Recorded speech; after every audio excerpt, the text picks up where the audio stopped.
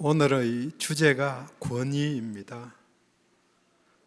어느 공동체이든 질서와 권위가 있어야 유지됩니다.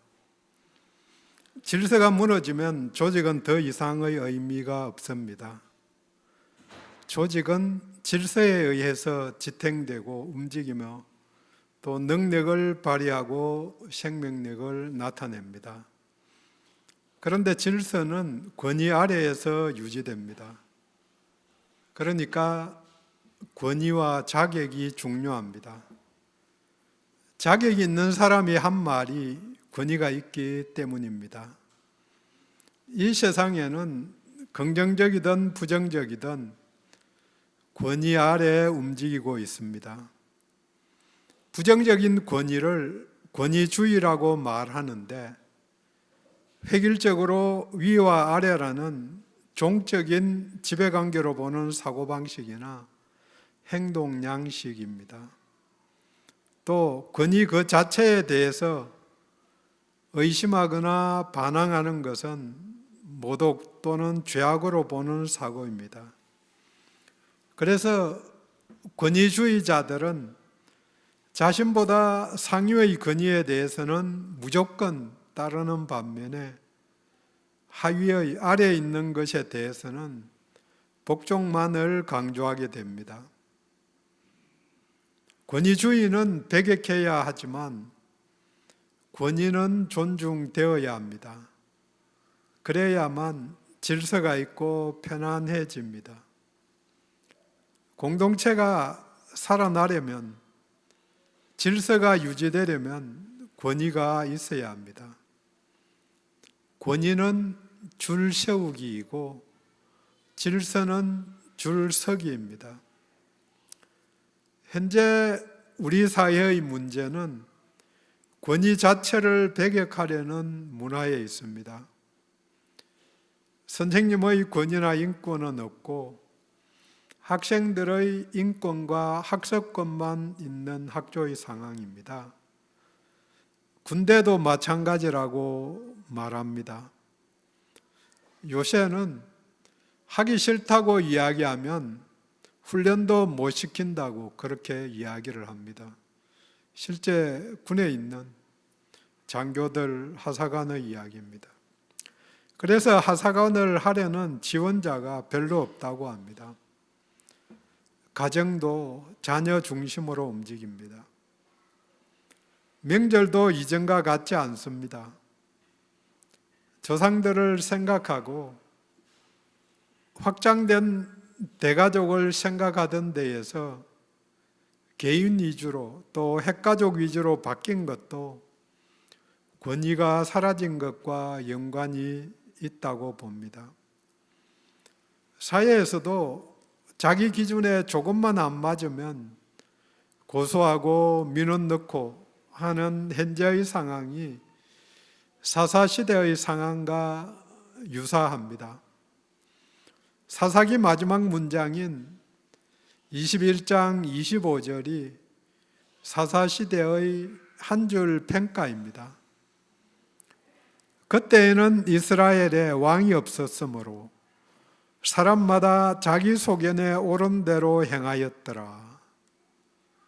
권위자가 없기 때문에 자기 소견에 옳은 대로, 자기 기준에 따라서 자기가 하고 싶은 대로 말하고 행동하고 산 시대, 사사시대. 근데 지금 우리 상황들을 봐도 크게 벗어나지 않는 것 같습니다.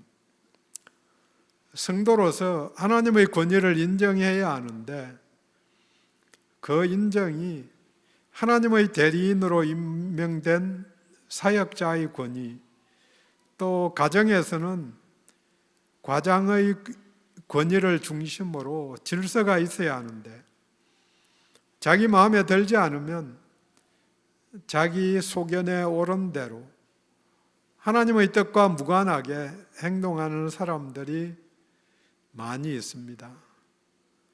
그게 악한 사람입니다. 신앙 공동체의 유지 조건도 권위입니다. 권위가 없으면 무질서해지고 또 심판을 받게 됩니다. 오늘 함께 읽은 본문은 예수님이 십자가를 지기 위해서 예루살렘에 들어가서 마지막 유월절 전날 화요일에 일어난 사건 중에 하나입니다. 그러니까 이 이야기가 화요일에 일어난 일인데 이틀 전에 일요일에 무리의 이들의 환영을 받으면서 나귀를 타고 예루살렘에 들어가십니다. 그 다음 날 월요일에 강도의 소굴이 된 성전에 들어가서 성전을 깨끗하게 하십니다. 본문 앞 12절에 성전 안에서 매매하는 모든 사람들을 내쫓으시며 돈 바꾸는 사람들의 상과 비둘기 파는 사람들의 의자를 둘러 엎으시고 그 다음 날 화요일 아침에 예루살렘에 들어가시면서 열매 없는 무화과 나무를 저주하자 나무가 말라 죽었습니다. 잎이 아무리 무성해도 열매가 없으면 땔감으로밖에 쓸모가 없습니다. 그리고 그 다음 이야기가 오늘 본문 성전에 들어가셔서 가르치시는데 찾아온 사람들과의 대화가 함께 읽은 본문의 이야기입니다. 성전이라는 배경 또 권위에 대한 논쟁이 전날 행한 성전을 깨끗게 하신 일과 연관이 됩니다. 오늘은 본문을 통해서 권위에 대해서 또 대제사장과 장로들이 예수님의 권위에 도전을 하고 거기에 대한 예수님의 대응을 통해서 권위의 종류와 순종에 대해서 나누도록 하겠습니다. 막스 베버라는 독일 사람인데요. 정치, 사회, 종교 다방면에 있어서 영향을 끼친 유명한 사람인데요. 이 사람이 이 땅에는 세 종류의 권위가 있다. 그렇게 이야기를 합니다. 첫 번째는 전통을 근거로 해서 받아들여지는 전통적인 권위, 왕이나 귀족들이나 이런. 두 번째는 비범한 지도자가 가진 카리스마적 권위. 마지막으로는 법적 규정에 의한 합법성에 근거한 합법적인 권위입니다. 유사하게도 본문에서도 설교 제목과 같이 무슨 권위로 이런 일을 했느냐고 하는 물음 속에서 권위의 출처를 묻지만 전체 예수님이 대답하신 것과 그들의 대답들을 정리해 보면 세 종류의 권위가 등장하고 그 권위에 순종하도록 요청하고 있습니다. 여러 종류의 권위이니까 우선순위가 있습니다. 권위의 우선순위를 일상에서 잘 분별해서 가장 높은 상위 권위에 먼저 순종하는 모두가 되시기를 원합니다.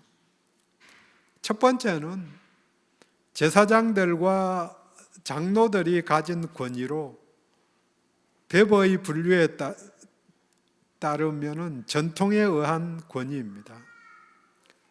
장로들 또 대제사장들의 권위는 모세 시대에 하나님에 의해 주어졌다고 믿으며 대대로 전해져 내려왔습니다.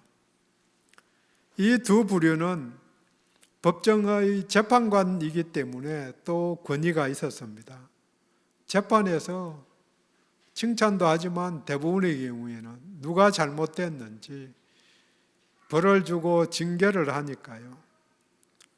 대제사장은 성전의 법전에 따라서 성전에서 일어나는 일들은 심판하는 거죠. 장로들은 세상적인 일을 재판하는 세상 법정의 심판자였습니다. 그래서 성문 앞에 앉아 있다가 문제가 생겼을 때 장로들이, 그 사람들이 모여서 법정을 여는 거죠. 누가 잘못했다. 그래서 구약시대에는 그들이 결정을 하면 잘못한 사람들이, 우상 숭배했든지 문제가 있는 사람들 돌로 쳐서 죽이고 그렇게 하는 거죠. 또한 이들은 유대 최고기관인 산헤드린 공의의 구성원들이었습니다. 의장이 대제사장이고 제사장, 장로, 서기관들이 그 구성원들이었습니다. 그러니까 그들에게는 명예도 있고 권위가 있었습니다. 문제는 이들이 초기 모세 때나 개혁기인 에스라 때에는 긍정적이고 좋은 역할을 했지만 예수님 때에는 심히 부패하고 타락해 있었습니다. 전날 예수님이 성전에서 제물용 짐승을 파는 자들을 내어 쫓고 또 돈을 바꿔주는 환전상들의 상을 둘러엎고 또 파는 기구들을 들어오지 못하도록 막았습니다. 근데 그때 그 시절에 그 사람들의 역할이 꼭 필요했거든요. 사람들이 양이나 염소를 끌고 오면은 이게 흠이 없는지 흠이 있는지 일일이 판정해서, 그래서 흠이 없는 것만 하나님께 바쳐야 되니까, 그래서 아예 정하기를 이 사람들이 엄격하게 검증이 된 그 짐승들만 하나님께 바칠 수 있게 만드는 거죠. 좋은 면에서 보면 긍정적이죠.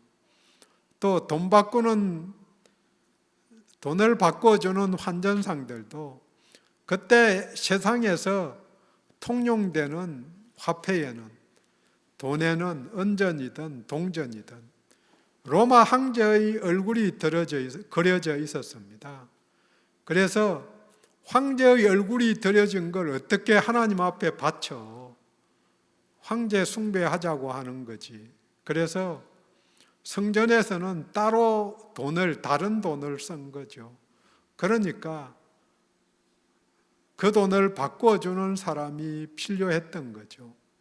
그게 긍정적인 의미에서 필요했는데, 문제는 그들이 폭리를 취하고 또 소나 양들도 지대로 된 걸 드리지 않고 하는, 그래서 예수님이 그렇게 뒤엎으신 것은 기도하는 집이 도적의 소굴이 되었기 때문에 바로 잡으려고 하신 것입니다.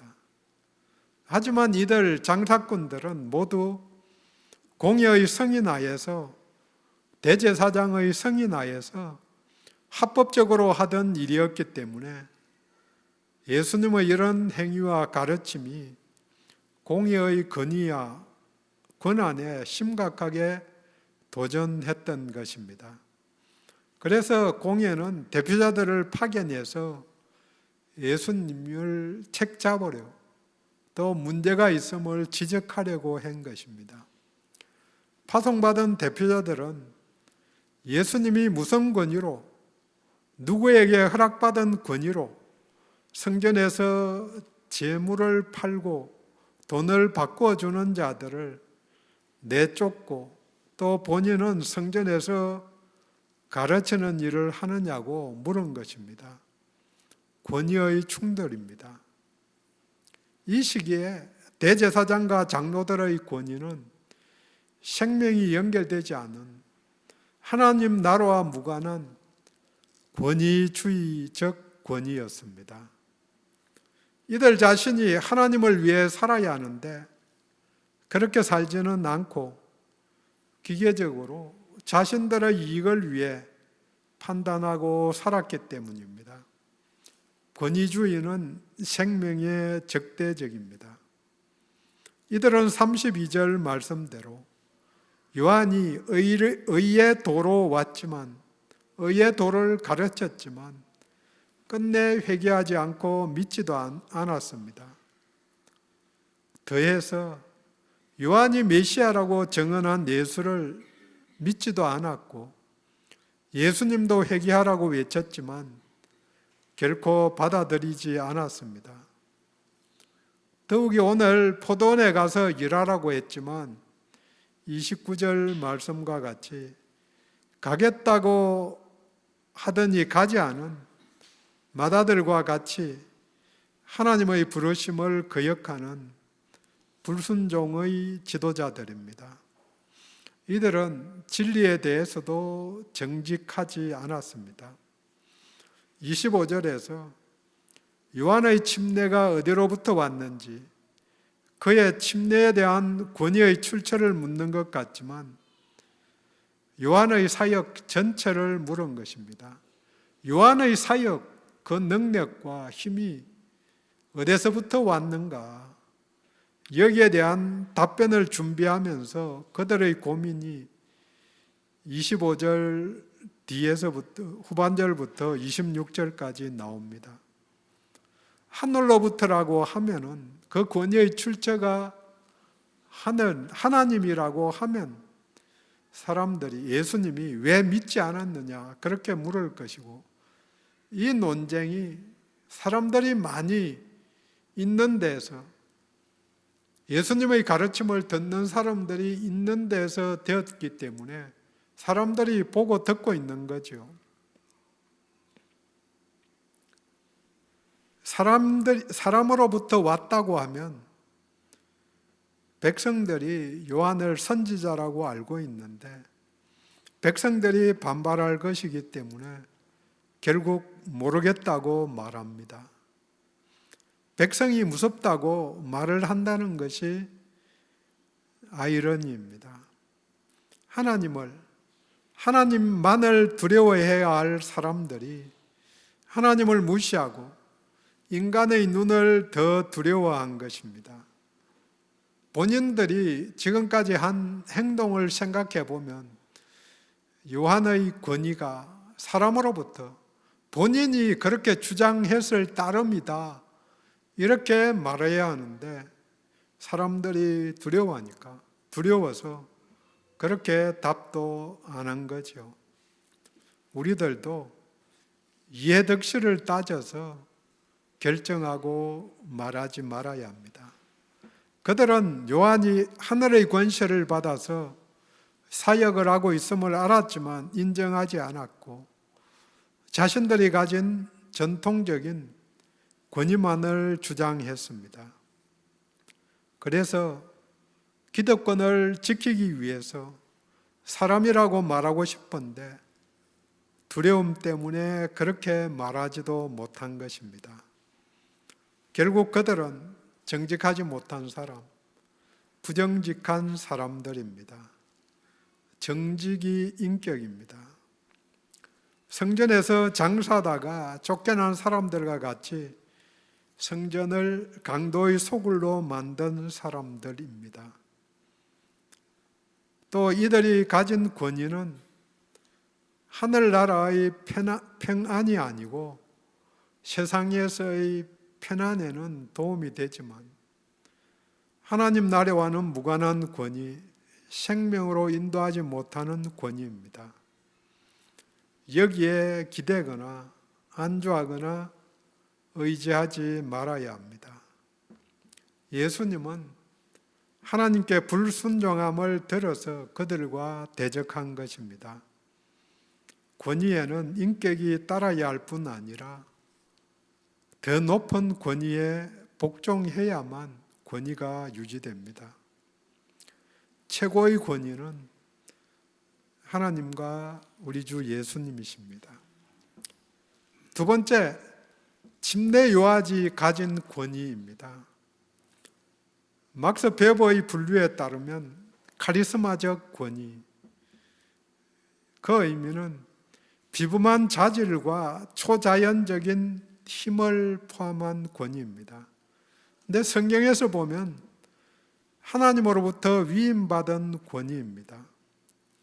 대사나 중개인이 가지게 되는 권위가 위임받은 권위이고, 그들이 능력을 나타낼 때, 은사를 드러낼 때 카리스마적 권위가 드러나는 것입니다. 26절 말씀대로 사람들이 침례 요한을 선지자로 알았습니다. 선지자는 하나님의 말씀과 의도를 사람들에게 전달하기 위해서 하나님이 선택한 대리인입니다. 이에 하나님으로부터 부여받은 권위가 있습니다. 침례 요한은 그의 사역을 통해서 참된 선지자로 백성들의 인정을 받았습니다. 광야에서 약대 트롯을 입은 모습만 봐도 카리스마가 풍겼을 것입니다. 또 그의 설교는 대중들의 마음을 흔드는 카리스마가 있었고, 이에 많은 사람들이 회개하고 하나님께로 돌아섰습니다. 물론 지도자들인 제사장, 장로, 바리새인들은 돌아서지 않았습니다. 요한의 사역에서 중요한 것은 그가 공개적으로 예수를 메시아로 선포하고 사람들에게 그를 믿어야 할 것을 가르쳤다는 사실입니다. 이 사람을 보라. 요한복음 1장 29절에 보라, 세상 죄를 지고 가는 하나님의 어린 양이로다. 34절에 내가 보고 그가 하나님의 아들이심을 증언하였노라. 물론 예수님도 요한의 사역을 인정했습니다. 마태복음 11장 11절에 내가 진실로 너희에게 말하노니 여자가 낳은 자 중에 침례 요한보다 큰 이가 일어남이 없도다. 예수님은 침례 요한을 인정하고 침례 요한은 예수님을 인정했습니다. 상호 인정, 이것이 중요합니다. 우리가 예수님을 구세주와 주님으로 영접하면 예수님도 우리를 영접해 주십니다. 혼자만의 짝사랑이 아니고 서로 사랑, 서로 영접하는 것, 서로 받아들이는 것, 상호 인정해 주는 것, 예수님 안에서 일어나는 일입니다. 본문에서 예수님이 침례 요한을 앞세운 것은 그를 빗대어서 자신을 나타내고 권위의 출처를 드러내신 것입니다. 하늘로부터 왔다. 32절에 요한이 의의 도로 너희에게 왔다. 요한이 의의 길을 걸었다. 그러니까 그의 사역과 죽음이 의로웠다고 선언한 것입니다.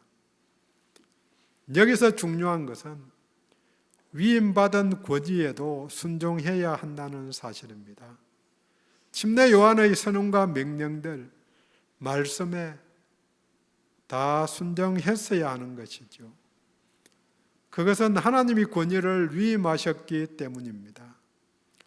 교회에서도 가정에서도 질서에 순종하는 자가 복을 받습니다. 물론 전제가 더 높은 질서에 순종해야 하는 거죠. 출애굽 한 달 뒤에 양식이 떨어지자 백성들이 모세와 아론에 대해서 원망을 합니다.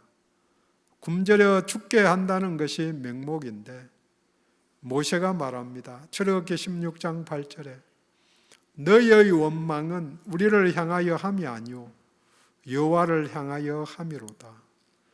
9절에 여호와께서 너희 원망을 들으셨다. 12절에 하나님이 말씀하십니다. 내가 이스라엘 자손의 원망을 들었노라. 사절이나 대리인에게 향한 것은 그를 보낸 주인에게 한 것입니다. 우리에게는 누가 하나님의 사람인지 구별하는 분별력이 필요합니다. 권위는 인격이 따라야 할 뿐 아니라 더 높은 권위에 복종해야 권위가 유지됩니다. 최고의 권위는 하나님과 예수님이십니다. 최고의 권위는 성경에 있습니다. 세 번째 권위는 비유에 나오는 아버지가 가진 권위로 배부의 분류에 따르면 합법적인 권위라는 것은 통치법에 근거한 것인데 성경에서 보면 예수님이 가지신 권위, 곧 하나님이 가지신 본래적인 권위입니다. 성경의 문화권에서 가정에서 아버지의 권위는 절대적입니다. 그래서 하나님을 아버지라고 부르는 거죠. 하나님 아버지.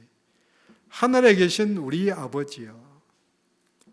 가정 내에서 최고의 권위자인 아버지가 자녀들에게 요청이나 명령하면 순종이 당연한 일이었습니다. 순종하지 않으면 아버지의 명예가 손상되고 수치를 당하게 됩니다. 그래서 아버지에게는 자녀들의 생사 여탈권이 그때 그 시절에 그 동네에 있었습니다. 생사 여탈, 죽일 수 있는 것입니다. 본래 아버지들에게 주어졌던 그 시대에 합법적인 권한이고 권위였습니다. 물론 전통에 해당되는 것이기는 합니다. 그들의 아버지가 아들들에게 한 명령은 동일합니다. 오늘 포도원에 가서 일하라. 오늘, 내일까지 미룰 수 있는 일이 아니고 오늘 해야 할 일, 시급한 일이다. 포도원은 이스라엘을 의미합니다. 그들에게 복음을 전하는 일입니다. 오늘 함께 읽은 본문에는 두 개의 명령 동사가 있는데 가라와 일하라. 본문은 합쳐서 번역을 합니다. 가서 일하라. 이 명령을 듣고 대답을 한 두 아들 모두가 잘못이 있음을 봅니다. 맏아들은 가겠다고 예의 있게 대답은 잘했지만 가지 않았으니까 정직하지 못한 것입니다. 표리부동. 둘째 아들은 실소이다 하고 대답한 것은 아버지의 말에 반항하는 막대 먹은 무례한 것입니다. 예수님의 질문입니다. 31절에 누가 아버지의 뜻대로 하였느냐? 대제사장들과 장로들이 대답합니다. 둘째입니다. 둘 다 잘못이 있지만 뉘우치고 포도원에 가서 일한 행동에 초점을 맞춥니다. 자기의 뜻을 돌이켜서 아버지의 뜻대로 순종했습니다. 여기에 추가해서 예수님이 선포하십니다. 맏아들과 같이 대제사장과 장로들이 아니라 둘째 아들과 같이 세리와 창녀들이 회개하고 예수를 믿었다. 요한의 말을 들었다. 그러니까 너희가 아니라 그들이 하나님 나라에 들어갔다. 이 이야기를 들은 대제사장과 장로들은 충격을 받았을 것입니다. 너희들이 아니다. 너희들은 못 들어간다. 이대로 살면. 극단적인 이 비유에서 사실 최선의 답은 가겠다고 대답하고 가서 일하는, 순종하는 것입니다. 가겠다고 대답도 하고 가서 순종도 하는 그런 사람들은 극히 드물기 때문에 이 두 부류만 적어 놓은 것 아닌가, 말했지 않았는가, 그렇게 이야기하는 분들도 있습니다. 성도들은 그렇게 가겠다고 대답도 하고 가서 일하는 그렇게 살아야 합니다. 말도 행동도 순종이 답입니다. 오늘 우리들에게도 예수님이 묻습니다. 누가 순종하였는가? 누가 하나님 나라에 들어가는가? 누가 생명을 얻었는가? 주변을 둘러보라. 교회에 다닌다고, 예배에 참석하였다고 전부가 아닙니다. 거기까지는 가겠다고 대답하는 것과 같습니다. 본래 권위에 순종하는 자만이 하나님 나라에 들어갑니다. 권위에 순종하면 현재 삶에 질서를 유지하게 해주며 미래의 심판에서 벗어나게 해줍니다. 이 땅에서는 합법적이라고 해서 선한 것이 아닐 수가 있습니다. 합법적이냐 선한 거냐, 이거는 완전히 다른 두 이야기입니다. 합법적이라는 것은 법에서 처벌을 못한다는 말이죠.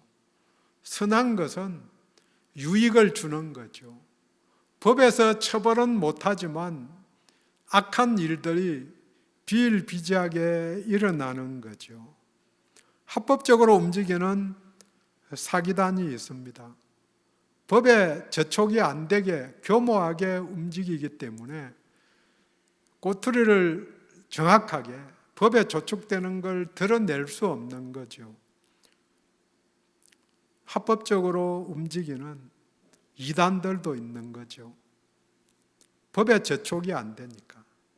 하지만 개인이나 가정을 파괴하는 결과가 나오는 걸 많이 보는 거죠.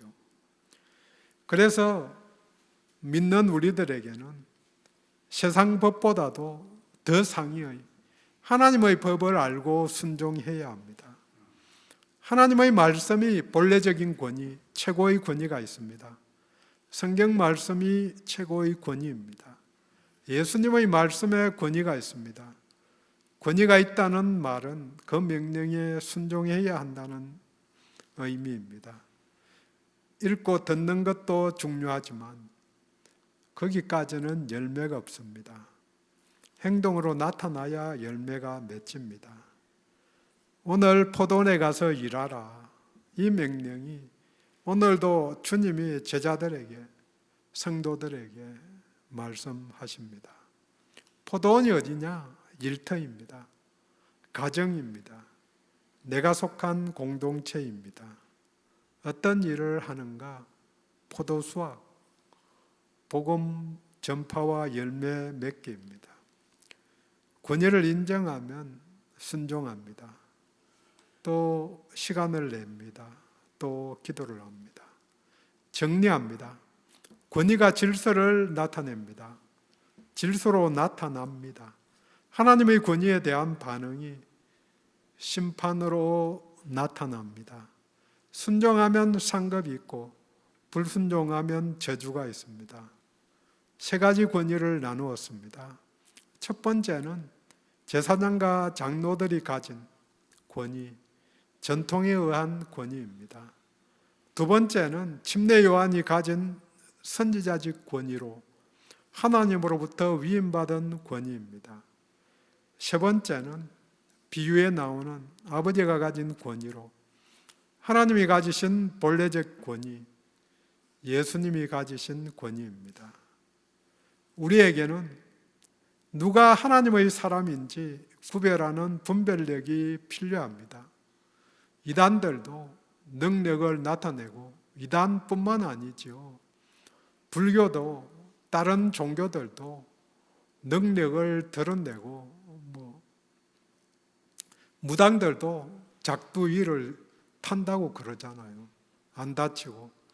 그냥 작두 위에 올라타면 다 다치는 거죠. 능력이 주어지니까. 그게 출처가 된지 분별력이 필요한 거죠. 권위는 인격이 따라야 할 뿐 아니라 또 더 높은 권위에 복종해야 권위가 유지됩니다. 성경 말씀이 최고의 권위입니다. 예수님의 말씀에 권위가 있습니다.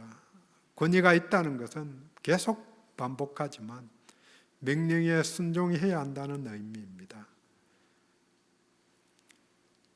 오늘 포도원에 가서 일하라는 아버지의 명령을 듣습니다. 예배 마치고 가는 길이 일터로 가는 길입니다. 일상에서 예수를 드러내는 모두가 되기를 원합니다. 기도합니다.